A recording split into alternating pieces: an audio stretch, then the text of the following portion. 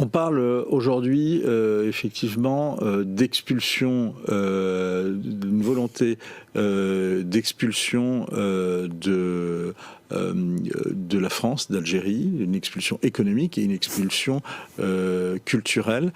Comment la France doit réagir par rapport à ça? Salam alaikum, Matalli Dazoul, bonjour. Alors, vous avez entendu, expulsion économique, expulsion culturelle. Bon, le culturel, c'est accessoire hein, dans la bouche du journaliste, mais c'est le mot clé, c'est expulsion en ce moment. Je vous avais expliqué dans la précédente vidéo que c'était justement des problèmes économiques qu'il y a avant tout entre la France et l'Algérie actuellement. Et bien sûr, il y a les lobbies OASS sionistes qui sont dans la danse aussi. Donc retenez bien ce mot, expulsion. Alors que ce soit l'expulsion économique ou l'expulsion ratée d'un influenceur, c'est le mot clé du moment. Par exemple, vous parliez de l'avion Air Algérie. Si Air Algérie transporte des passagers et que les passagers ne peuvent pas descendre, interdisons Air Algérie.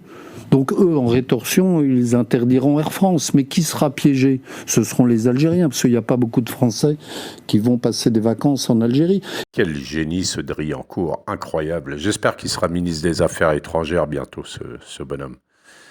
Non mais vous entendez ce qu'il vient de dire, donc en interdisant Air Algérie, donc on vise directement toute la communauté algérienne, puisque c'est eux qui voyagent déjà, hein.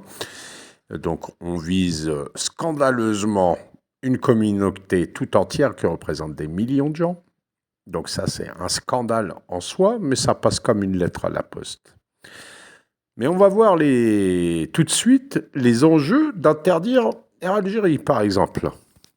Alors ici, vous voyez, Assemblée nationale, le France-Algérie, l'accord relatif au service de transport aérien.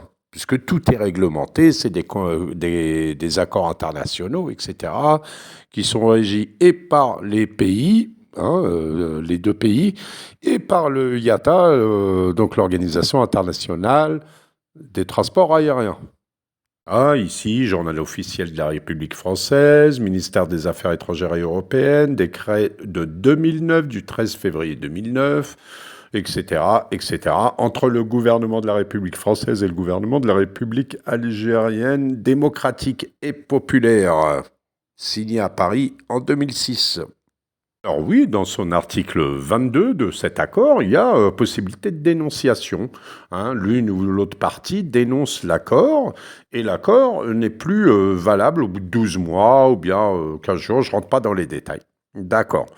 Donc, le génie Driancourt expulse, empêche Air Algérie de transporter des passagers en France, donc l'Algérie en retour va empêcher la France. Non, c'est le seul moyen de faire ce qu'il veut, c'est de dénoncer l'accord. Donc ça serait la France qui le dénoncerait. Donc l'accord lui-même serait caduc. L'Algérie n'aurait même pas besoin d'interdire aux avions français de venir chez elle. J'ai retrouvé un document qui date un peu, celui-ci de 2006, mais c'est pas grave. C'est la notice relative au cadre bilatéral en vigueur pour le transport aérien entre les liaisons entre Paris, Alger, Paris-Oran, etc., etc., Marseille, Toulon, Lyon, Chlef, tout ça. Alors voyons, rien que sur la liaison Paris-Alger, je ne parle même pas des autres, le total des sièges offerts, donc l'accord dit par le pavillon français, c'est 734 000 selon la saison aérienne. Donc il y a la haute saison, la basse saison, de mars à octobre, d'octobre à mars. Bon, 734 000 sièges pour la France, le pavillon français, donc les compagnies françaises, 624 000 pour l'Algérie, etc. Bon, je ne vais pas vous asséner trop de chiffres, vous voyez vous-même. Juste sur la liaison Paris-Oran, c'est 147 000 sièges haute saison, 117 000 en basse saison pour le pavillon français, pavillon algérien, 117 000 et 88 000. Et vous avez donc une statistique, nationalité des voyageurs sur les vols internationaux. Donc les vols internationaux représentent 84% du trafic aérien en France, le reste c'est les vols domestiques, bref. Et vous voyez que l'Algérie se classe dans le top 10. La destination Algérie se place dans le top 10 devant le Maroc, qui lui, donc a 3,7% du trafic. L'Algérie, 4,1%. Ça, c'est en 2023. Sachant que le Maroc, dedans, vous avez ces 10 millions de touristes à l'intérieur.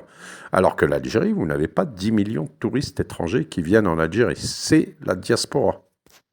Et en termes de chiffres, donc représenté, j'ai arrondi, 4% d'un total de 84 millions de passagers en 2023 en France. D'accord ? Sur ces 84 millions, les passagers algériens représentent 3 360 000 passagers. Au bas mot, c'est un chiffre d'affaires de minimum 1 milliard d'euros que Driancourt propose à la France de perdre. Mais franchement, je parle que des passagers aériens, je ne parle même pas des passagers bateaux, etc.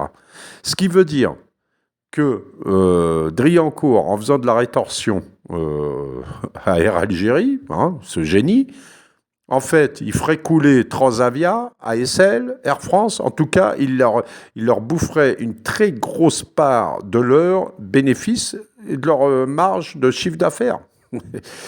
Il prend vraiment les gens pour des idiots, tout simplement, à moins que ce soit lui qui le soit. Je vous rappelle que c'est déjà arrivé. Dans les années 90, Air Algérie, elle avait été assignée à être au départ de Paris dans un coin toute seule de l'aéroport comme un pestiféré pour des raisons de sécurité. Air Algérie n'avait pas accepté et ne volait plus au départ de Paris pendant un long moment. Je me souviens que moi-même, quand je voulais aller en Algérie, je partais de Lyon ou d'autres villes, ou bien j'allais sur Tunis, plus je faisais la route. Donc il n'empêchera jamais les Algériens d'aller en Algérie par cette mesure. Il les emmerdera pas non plus, puisque de toute façon, c'est eux qui ont le plus de pouvoir économique sur cette destination. Donc c'est eux qui ont tout en main. Il ne fera que porter tort à son propre pays et à ses propres concitoyens qui travaillent pour les compagnies aériennes françaises. Voilà. Donc on va finir. Menteur, menteur. Donc lui, idiot, idiot. Ça, c'est clair. Et vous avez le président de la République française qui est un menteur. Et ça, vous le saviez depuis longtemps. Alors ici, vous avez François Zimret, qui est l'avocat de Boualem Sansal. Donc l'algéro-français, non pas franco-algérien, puisqu'il a été algérien 75 ans, et ça fait même pas 6 mois qu'il est français. Donc c'est un algéro-français, si vous voulez. Donc l'ami de Netanyahou, donc on ne peut pas le soupçonner de soutenir l'Algérie, cet avocat-là.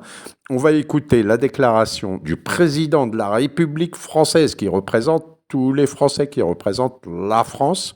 On va écouter son gros mensonge et on va écouter l'avocat de Boualem Sansal qui dit aussi de son côté comment est traité Boualem Sansal en Algérie actuellement. À bientôt, Inch'Allah, ma'aslama. Une histoire qui la déshonore a empêché un homme gravement malade de se soigner. Il est actuellement détenu au pavillon pénitentiaire de l'hôpital Mustapha d'Alger, donc où il fait l'objet d'un suivi attentif. Mais une histoire qui la déshonore a empêché un homme gravement malade de se soigner.